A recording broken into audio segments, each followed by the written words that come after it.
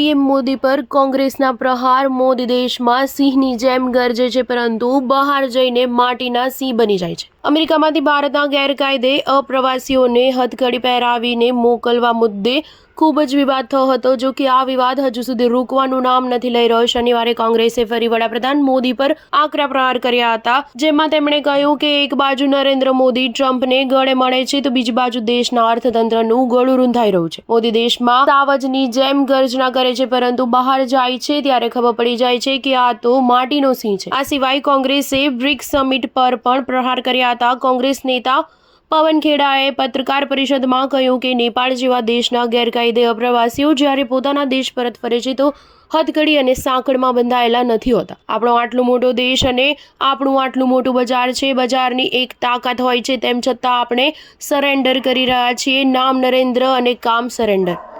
જ્યારે વડાપ્રધાન બન્યા તો દેશમાં સાવજ બનીને ફરે છે, અમારી સામે ગર્જના કરે છે. બહાર જાય તો ખબર પડી જાય છે કે આ તો માટીનો સિંહ છે.